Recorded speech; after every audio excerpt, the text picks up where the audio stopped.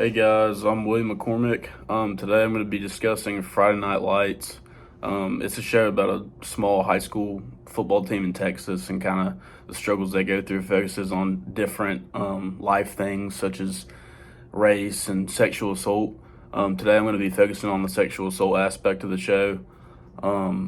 Basically, my main argument for this whole thing is there's a character named Tyra who gets sexually assaulted by a man, and she gets away the first time, but later on this leads to him stalking her, and eventually her best friend Landry killing the man, and this causes even more trauma, even though he's dead, because now they're involved in a crime, but at the same time it's kind of a slippery slope because they don't know what the right thing to do is. My main argument for this is basically throughout the show, Tyra's judged for being sexually assaulted. She's questioned, and so she's embarrassed and doesn't want to talk about it with anyone. And so I kind of want to talk about three things basically when talking to a victim of sexual assault. Kind of the three things are: why would you question them? Why would you embarrass them?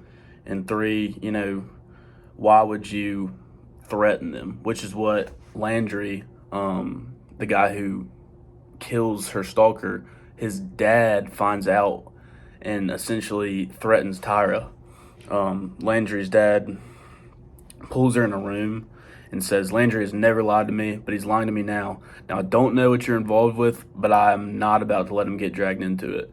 Landry's dad has a general idea of what happened. He knows she was sexually assaulted, and yet he's still threatening her and questioning her. And this goes on, this whole interaction with them too.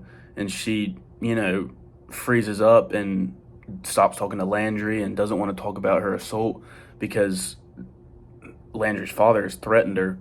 And this is the exact opposite of what we should do with victims of sexual assault. I feel like in today's society, a lot of people are quick to judge. Questions like, what were you wearing? Were you intoxicated, etc.? That shouldn't even be brought up to a victim because they were the word victim. They were a victim. So, when talking to them, you really should just be there for them, be understanding, and, just be a positive influence for them and just tell them that it's okay and that they can get through it. Later in the show, Landry is a good example of what you should do.